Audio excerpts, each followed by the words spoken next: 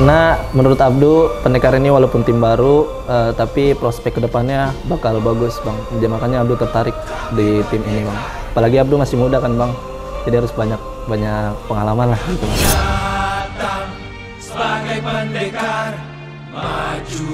Target Abdu untuk diri Abdu sendiri, Abdu sih pengen berkembang. Apalagi di sini kan ada pemain terbaik dunia yang 8 kali lah bisa dibilang ya, Bang. Makanya Abdu bisa ngambil lah sisi baiknya dari pemain tersebut gitu, Bang.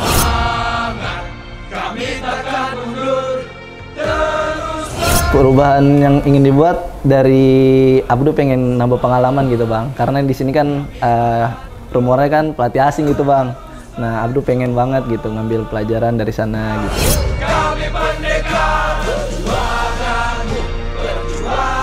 Ya, karena Abdu ini pemain muda, punya prospek cerah. Pengen kita di Pendekar ini pengen kayak tim di Portugal tuh ada namanya Benfica. Jadi mereka itu anak-anak muda itu dikumpulin, terus dibangun chemistry-nya 1, 2, sampai 3 tahun.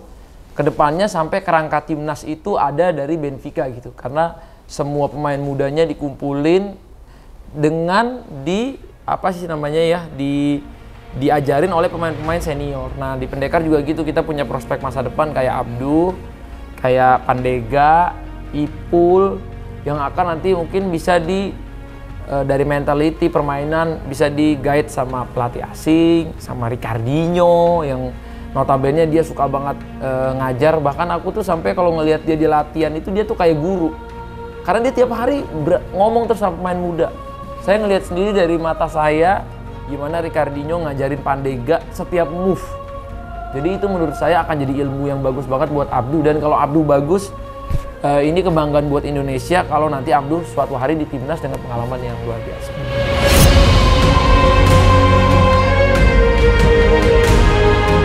Ya kalau itu mah tergantung pelatih ya. Tapi yang saya tahu kan Abdu ini posisinya flank defense ya. Kadang dia flank attack, kadang flank defense, kadang dia juga bisa di belakang. Jadi kalau pelatih asing kita ini memang dia suka pemain yang bisa posisinya berbeda-beda. Karena di futsal modern itu nggak ada pemain yang cuma menguasai cuma satu posisi gitu. Jadi dengan kita lihat Abdu punya kemampuan di beberapa posisi, itu akan modal yang sangat bagus untuk Abdu di masa depan.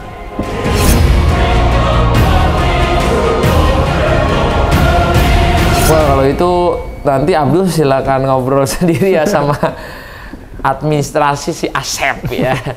Karena nomor-nomor cantik kayaknya udah dipilih deh sama Ricardinho sama yang lebih senior ya. Biasanya kalau pemain muda ngikut-ngikut aja ya Abdul ya. Betul, Bang. Tapi nomor kesukaan Abdul apa? Nomor 5 ya. Nomor 5. Kayaknya mungkin masih kosong ya kayaknya.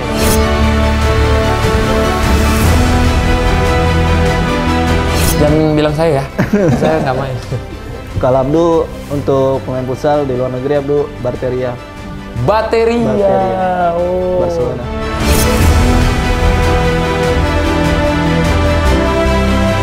Wah, seneng banget sih Bang pasti itu. Pada Kaki kiri ya? Iya, kaki kiri. Tapi Abdul pasti kaget kalau saya ngeliatin chattingannya, Bateria itu mau ke Pendekar. Ya. Tapi mungkin kalau sekarang posisinya sama Ricardinho. Mungkin nanti setelah Ricardinho pensiun. Ini Abdu pasti kaget ya. Aku melihat itu Bateria bener-bener. Dan dia itu udah follow aku, follow Ricardinho, udah nego-nego. Dan dia tuh sampai nunjukin Instagramnya katanya nomor 3 terbesar Indonesia. Jadi dia pengen banget I love Indonesia. Tuh, hi boss, I want to go to Indonesia. But I have contract in Spain 1 tahun lagi sisa. But in the future, I won't go. I love Indonesia people. I show a picture. Bateria ini. Berarti Abdul kan kemungkinan bisa main ya kan. Ya kita nggak ada yang tahu future kan Abdul ya. Tapi itu suatu kehormatan juga buat Pendekar. Pemain-pemain luar yang kita lihat itu sebagai idola. Saya juga ngidolain kalau salah kan saya main kaki kiri. Jadi saya suka Bateria, suka Ricardinho, suka Diego, Barcelona, suka Tito. Tito itu kan bisa pivot, angkol, flank. Semoga ya one day kan pelan-pelan sesuatu yang tidak mungkin itu bisa menjadi mungkin kan. Dulu siapa yang bisa nyangka Ricardinho bisa main sama kita-kita gitu. Saya aja nggak pernah nyangka gitu bisa ngelihat Ricardinho ada di lapangan base camp. Saya bisa main sama dia. Saya sampai setiap dia latihan saya ngikut. Kadang-kadang karena saya pengen banget ngelihat dia main gitu. Semoga ya cita Amin, Abdu, amin. Bateria bisa duet sama Abdu di Pendekar di mungkin next season atau next season lagi.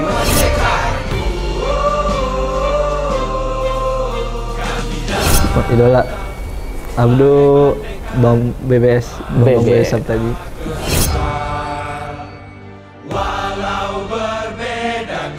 Satu ini lagi. Bang. Udah berapa tahun satu tim bareng dia? Abdu sama ini 3 tahun. Di Halus Abdu 2 tahun. Nah di sini ya bisa main bareng lagi gitu bang. Asik. Jadi bisa ini ya, chemistry-nya masih berlanjut. Karena dulu Abdu di pas SD Abdu tulis di papan tulis Abdu pengen jadi pemain futsal Indonesia. Terus idolanya Abdu tulis permanen bang, masih ada di rumah Abdu. Siapa aja tuh tulisannya? BBS, Adom sama Andre Harmaji. Adom tuh? Andreasa Agustin, ya. Oh, sama Andre Hamaji itu yang di Andre Harmaji. Sapi. Itu idola Abdu dari dulu? Iya dari dulu, gitu ya. Wah, ternyata dream come true ya. Keren.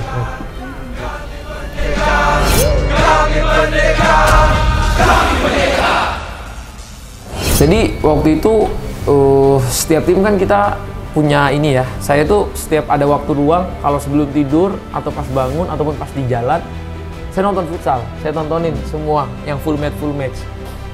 Jadi kalau saya lihat Abdu punya potensi banget dengan fisiknya yang bagus, visinya juga bagus. Dan kita lihat Abdu ini punya ini juga ya kekuatan di berbagai posisi gitu. Jadi itu yang menurut saya membuat ketertarikan saya pribadi.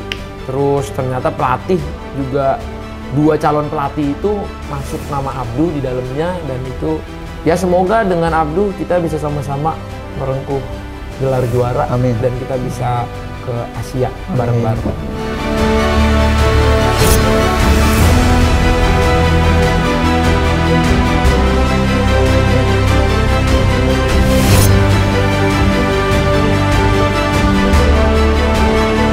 Kalau alasan pilih Pendekar karena target tim ini kan papan atas lah untuk 2 besar ya, Pak.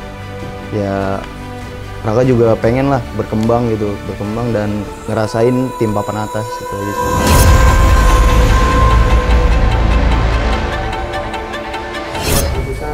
Pernah pas di SKN Kebumen kemarin, runner up. Iya.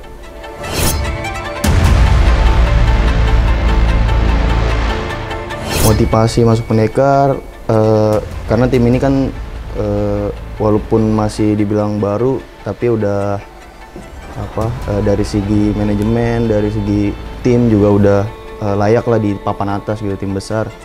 Siapa sih yang nggak mau di tim besar gitu aja sih.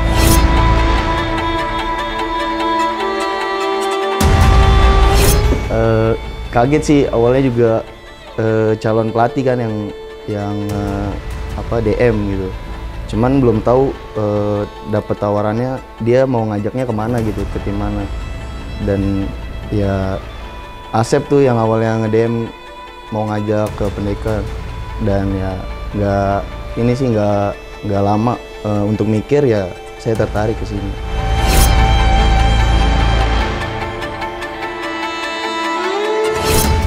Bisa dibilang iya, karena juga pelatih berpengalaman juga, pelatih asing, pelatih pengalaman gitu.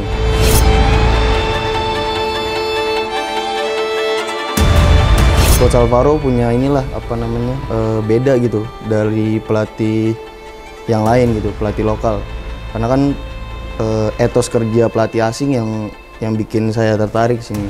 Dari segi pembentukan otot diperhatiin gitu sama pelatih asing, dan pelatih asing tuh pengen setiap pemainnya ya kerja keras dan setiap saat, setiap latihan berkembang, itu aja sih.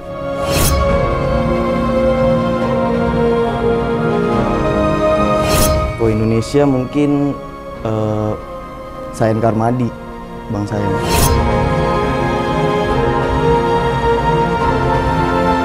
Kalau Raka Ortiz 23. Terus follow Pendekar juga tuh Ortiz.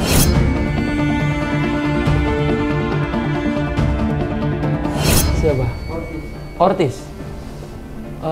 Ya pastilah ya. Coba di Indonesia ini kita sangat membutuhkan pivot. Jadi udah banyak banget pelatih asing yang ngomong kalau kita mau juara, mau jadi kontestan juara harus punya pivot asing. Dan sebenarnya pivot Indonesia bukannya kekurangan bakat, ada banyak. Tapi mungkin pivot ini yang pengalaman itu sulit di Indonesia. Paling dihitung jari lah, mungkin Evan, Subhan, Samuel Eko gitu-gitu ya. Dan itu nggak banyak lah nama-namanya kayak yang ya mungkin Andrew. Tapi nggak banyak, dengan banyaknya tim futsal di Indonesia, nama-nama yang mempunyai kemampuan spesial itu nggak banyak. Sama lah kayak di bola ya. Di bola itu makanya striker tuh selalu main asing gitu. Makanya pengen juga sih ngelahirin pivot yang bagus dari Indonesia. Dan kita punya salah satunya Subhan, mungkin di masa depan pengen banget punya anak-anak muda yang bisa mengganti. Tapi kalau ditanya Ortiz favorit, iya. Tapi untuk posisi tim sekarang dengan Ricardinho sering main di angkor sama flank, kayaknya kalau angkor sama flank bareng di belakang, kita butuhnya pelatih lebih butuh di depan. Tapi Ortiz juga udah follow pendekar ya, jadi one day kita nggak ada yang tahu ya. Satu-satu pemain hebat harus renam rumput, merasakan macetnya Jakarta.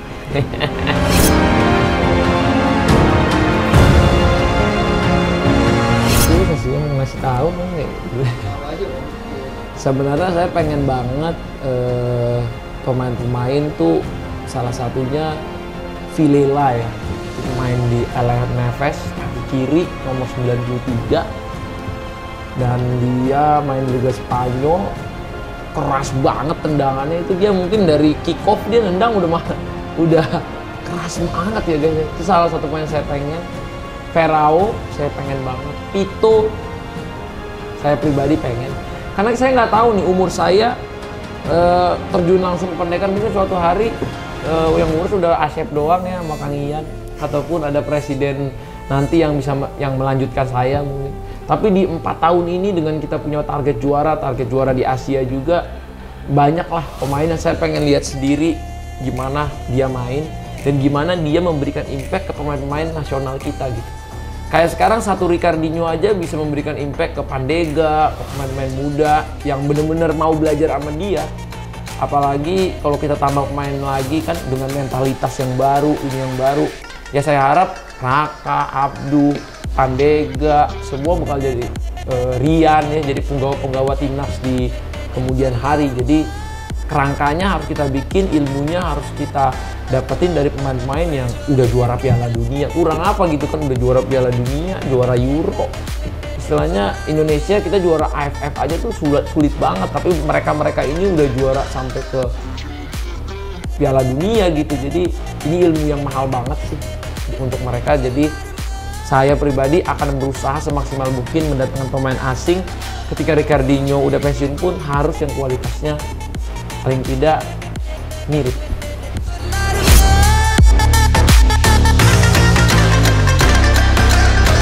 Ya enggak dong, masa kita habis nggak juara nyerah gitu kan, kita pasti akan lebih lapar lagi gitu.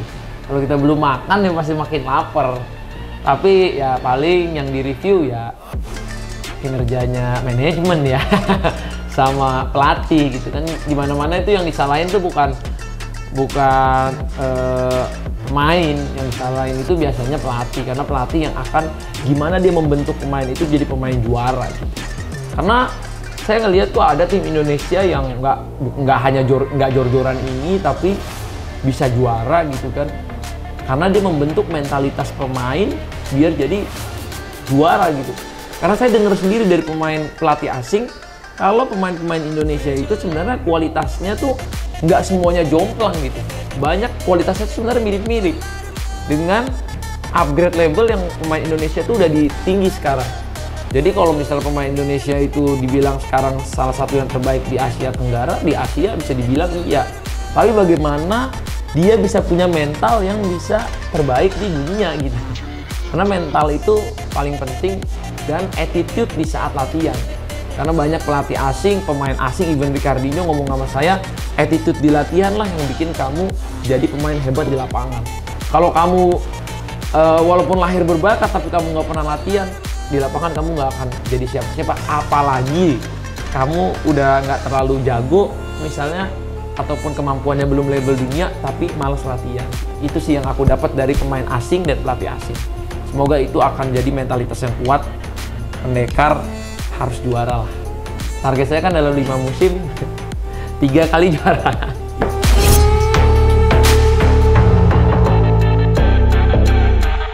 Insya Allah lah, kan dengan dia pengalamannya di Indonesia, dia waktu itu di final dia memang main tanpa pemain asing dan tanpa beberapa punggawa utamanya gitu. Tapi dengan sekarang ada pemain asing, Alvaro dilengkapi dengan istilahnya pelurunya banyak nih.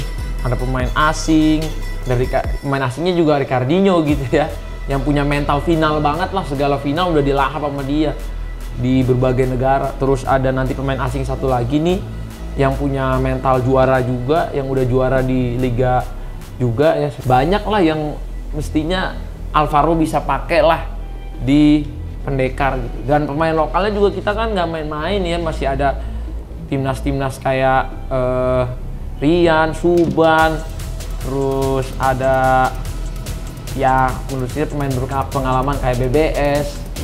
Ya semoga nanti Abdu, Raka kedepannya juga semuanya, saya impiannya kita semua support untuk dia bisa berkontribusi untuk tanah air kita.